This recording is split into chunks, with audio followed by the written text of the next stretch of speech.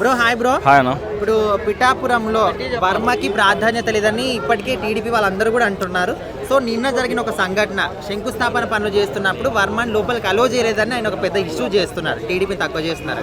So ఈ వ్యాఖ్యలు కరెక్టే అంటారా అన్న? ఇది మొదటి నుంచి ఎప్పుడైతే పవన్ కళ్యాణ్ గారు డిప్యూటీ సీఎం అయినప్పటి నుంచి వర్మ గారికి అక్కడ టీడీపీ నేతలకి పిఠాపురం నియోజకవర్గంలో ఆ వేది మన పొలిటికల్ అనేది చాలా ఘోరంగా దిగజారిపోయింది. ప్రతిసారి వాళ్ళు గొడవ పడ్డము, చిన్న చిన్న దానికి చేరేయలేదని వీళ్ళు, చేరేసినారని వాళ్ళు, మమ్మల్ని పట్టించుకోలేదని వీళ్ళు, ఇవన్నీ చేస్తున్నారు. సరే, ఇప్పుడు ఇన్విటేషన్ ఇచ్చినారు కాబట్టి మన వర్మ గారు అంతవరకు వచ్చిండు. వర్మ వెనక 100 మంది 200 మంది ఒకవేళ ఉండింటారు, మనకు తెలియదు. వాళ్ళందరినీ రావాలంటే, లోపలికి రావాలంటే కొంచెం ఇబ్బట్టిగానే ఉంటుంది ఎవరికైనా. సరే, ఇప్పుడు నేను రావద్దని అంటే అది తప్పు, పవన్ కళ్యాణ్ గారిదైనా అక్కడ వాళ్ళ పార్టీని నేతలకైనా సరే. వాళ్ళు రాన్నారు, నీ వెనకుండా 500 మందిని కూడా రావాలంటే అది ఏడికన్నా చెప్పు. అంటే ఇప్పుడు దీన్ని అడ్డు పెట్టుకొని వర్మ ఏమంటున్నారంటే, పోలీస్ యంత్రాంగం ఎట్లా ఉన్నారంటే గతంలో వైసీపీలో ఉన్నట్టే ఉన్నారు, అదే విధంగా వ్యవహరిస్తున్నారు, టీడీపీ మొత్తాన్ని అవమానిస్తున్నారు అనే విధంగా దీన్ని క్రియేట్ చేశారు. అదే అన్న, ఇప్పుడు చెప్తున్నాను కదా, వీళ్ళ మధ్యలో ఎట్లుందంటే ఒక అత్త కోడల పోరులాగా ఉంది. ఇది ఏందో మనకు అర్థం కాదు. ఏది జరిగినా సరే అది ట్విట్టర్లో పోస్టులు పెట్టుకోవడము, సెంట్రల్ గవర్నమెంట్ వరకు అది తీసుకుపోవడము, మురిక్కాలు సరిగా లేవనడము, ఇట్లా ఒకరి మీద ఒకరు ఎత్తి పోసుకున్నారు. ఇప్పుడు పవన్ కళ్యాణ్ గారు ఇన్విటేషన్ ఇచ్చినందుకు అంతవరకు వచ్చినప్పుడు తనకి రెస్పెక్ట్ ఇచ్చినట్లే, మన వర్మ గారికి రెస్పెక్ట్ ఇచ్చినట్టే. వర్మ గారు ఆ రెస్పెక్ట్ని తీసుకునేసి ఒక్కరు పోయో లేకపోతే తనకి ఇంపార్టెంట్ పర్సన్స్ ఒక 2-3 లోపలికి తీసుకుపోయినా ఏమయ్యేది కాదు. 30-40 మందిని తీసుకొని పోయి అందరు లోపలికి వచ్చి అనేది అది పవన్ కళ్యాణ్ గారికి బహుశా నచ్చకపోయి ఉండొచ్చు. అందుకే ట్విట్టర్లో పోస్ట్. మేడం నమస్తే. మేడం నమస్తే. ఇప్పుడు పిఠాపురం నియోజకవర్గం పోను వర్మాని మర్చిపోయి పవన్ కళ్యాణ్కి అడ్డగా మారుతుందని చాలా మంది ప్రజలు అభిప్రాయపడుతున్నారు. సో మీ అభిప్రాయం ఏంటి? ఎందుకు ఇప్పుడు అక్కడ కట్టుకున్నటువంటి కొన్ని బడులు, హాస్పిటల్, స్కూల్స్కి, గుడులకి, వీటికి అన్నిటికి మరి ఆయనే కదా రిబ్బన్ కటింగ్ చేసింది, వర్మ గారినే కదా పిలిపించి ఇచ్చింది. మరి ఇంకెక్కడెక్కడ మర్చిపోయింది?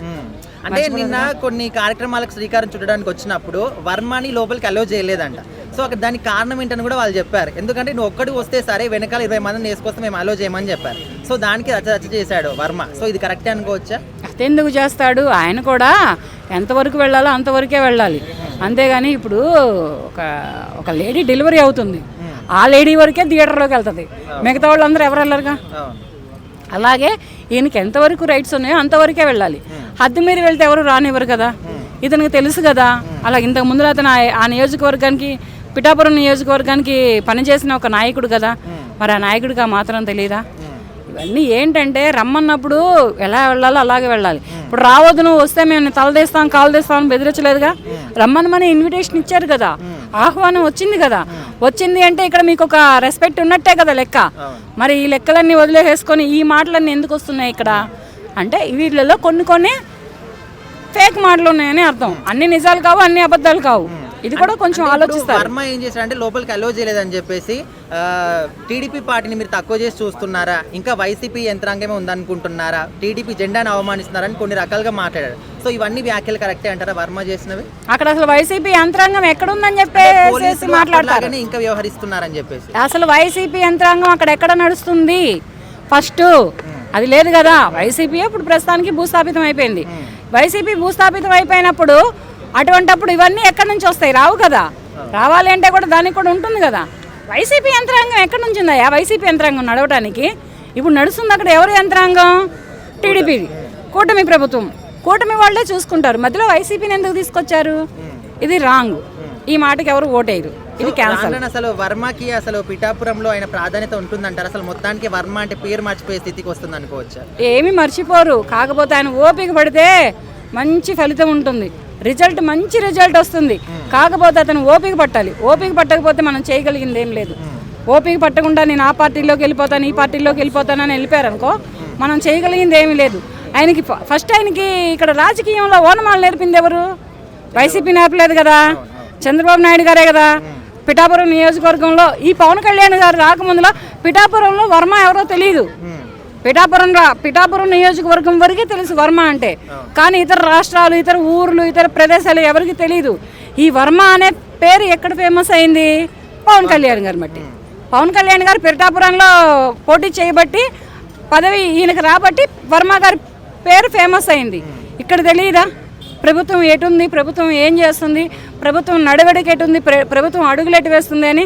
ఇవన్నీ మర్చిపోయి పిఠాపురంలో వర్మ గారు వచ్చారు, పవన్ కళ్యాణ్ గారు లేరు, చంద్రబాబు నాయుడు గారు లేరు.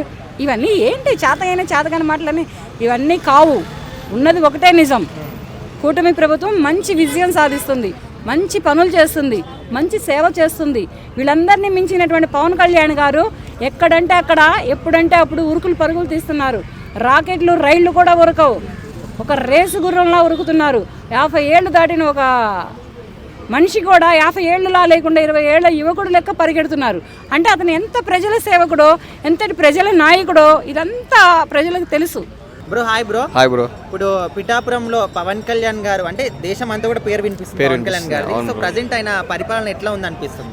నాకు తెలిసి బాగానే ఉంది బ్రో. చేస్తూ ఉన్నారు, ఆల్రెడీ సాయం చేస్తారు. వాళ్ళ పార్టీలోకి రాకముందే పవన్ కళ్యాణ్ గారు చేశారు, ఇప్పుడు కానీ చేస్తారు 100% కోరుకుంటున్నాను. అయితే పవన్ కళ్యాణ్ గారు పిఠాపురంలో ఈయనకన్నా ముందు వర్మ ఉండే. సో అక్కడ సో ప్రజెంట్ ఆయనకు ప్రాధాన్యత లేదు, మాకు గుర్తింపు ఇవ్వట్లేదని ఆయన కొంచెం బాధపడుతున్నాడు. సో ఆ బాధలో కొన్ని వ్యాఖ్యలు కూడా చేస్తున్నారు పవన్ కళ్యాణ్ గారి గురించి. సో మరి దాని గురించి అది అట్లా మాట్లాడడం అయితే కరెక్ట్ కాదు బ్రో. ప్రాధాన్యత లేదు అంటే ఎవరు వర్క్ చేస్తే వాళ్ళ గురించే మాట్లాడుకుంటారు, ఎవరు పనితనం తెలిస్తే మాట్లాడుతారు బ్రో. ఇప్పుడు కానీ మన రోడ్లు ఇంతకుముందు లేవు, ఇప్పుడు రోడ్లు వేశారు, దాని గురించి మాట్లాడుతున్నారు. అట్లా ఎవరు వర్క్ చేసే వాళ్ళ గురించి మాట్లాడతారు. ప్రజలు అయితే తప్పు పట్టరు ఎవరిని. అట్లా మనం దాని గురించి ఒకరిని బాధ్యత చేయడం పద్ధతి కాదు, అది వ్యాఖ్యలు చేయకూడదు. ఇప్పుడు చాలా మంది ఏమంటున్నారంటే పవన్ కళ్యాణ్ గారు ఫ్యూచర్ లో కాబోయే సీఎం అర్హత ఆయనకు ఉంది అని కూడా అంటున్నారు. సో మీ అభిప్రాయం ఏంటి? నిజంగా అంత అర్హతలు ఆయనకు ఉన్నాయంటారు సీఎం అయ్యే హోదా? ఆయన అయితే పవన్ కళ్యాణ్ అయితే ఒక మంచి వ్యక్తి బ్రో. ఆయన చెప్పలేము రాజకీయాల్లో ఎటు మలుపు తిరుగుతాయేమో ఎవరి గురించి తెలియదు, కాబట్టి ఇంకా టైం ఉంది కదా బ్రో, చూద్దాం. ఓకే. సో ప్రజెంట్ అయితే ఆయన చూస్తున్న ఒక మాటలో చెప్పు, ఎట్లా అనిపిస్తుంది పరిపాలన? బాగుంది బ్రో, గుడ్, బాగా పరిపాలన చేస్తున్నాడు, అది వెరీ గుడ్. Hi bro. ఆయన ఇప్పుడు పిఠాపురమే కాకుండా ఏపీ మొత్తం కూడా పవన్ కళ్యాణ్ గారి పేరు అనేది మారుమోగిపోతుంది. అయితే అక్కడ పిఠాపురంలో మాజీగా ఉన్నటువంటి వర్మ తనకు ప్రాధాన్యత ఇవ్వట్లేదు అనే విధంగా కొంచెం బాధ వ్యక్తం చేస్తున్నాడు. సో చాలా మంది ఆయన చెప్పేదానికి చేసే వ్యాఖ్యలకు కూడా అడ్డుపడుతున్నారు. సో ఇది ఎంతవరకు కరెక్ట్ అండి? కొంతమంది ఏంటంటే ఓర్వని వాళ్ళు, కొంతమంది ఇట్లా చాలామంది ఉన్నారు. మా అన్న అంటే ఓర్వని వాళ్ళు. సో ప్రజల నుంచి పుట్టుకొచ్చిన వ్యక్తి మా పవన్ కళ్యాణ్ అన్న. ఓర్వని వాళ్ళు చాలామంది ఉన్నారు, చాలామంది అంటారు, అవన్నీ ఏం పట్టించుకోడు. అందరితోటి కలిసి ఉంటాడు, కలిసి పని చేస్తాడు. సో పేద ప్రజలు ఉన్నోడు లేడు అని కాదు, ఎక్కడ ఉంటే అక్కడ కూర్చొని అక్కడ తినేసి వెళ్ళిపోయే వ్యక్తి పవన్ కళ్యాణ్ అన్న. ఓరోని వాళ్ళు ఉంటారు, వాళ్ళ గురించి పట్టించుకోవాల్సిన అవసరమే లేదు మనకి. అయితే ఇక్కడ రీసెంట్గా పిఠాపురానికి ఆయన పర్యటించడానికి వెళ్ళాడు. కొన్ని శంకుస్థాపనలు చేసిన తర్వాత అక్కడికి వర్మని అలో చేయలేదని అసలు టీడీపీ మొత్తాన్ని తక్కువ చూపు చూస్తున్నారు అనే విధంగా కొన్ని నెగిటివ్గా కామెంట్ చేశాడు వర్మ. సో ఈ విధంగా మాట్లాడడం కరెక్ట్ అంటారా నెగిటివ్గా?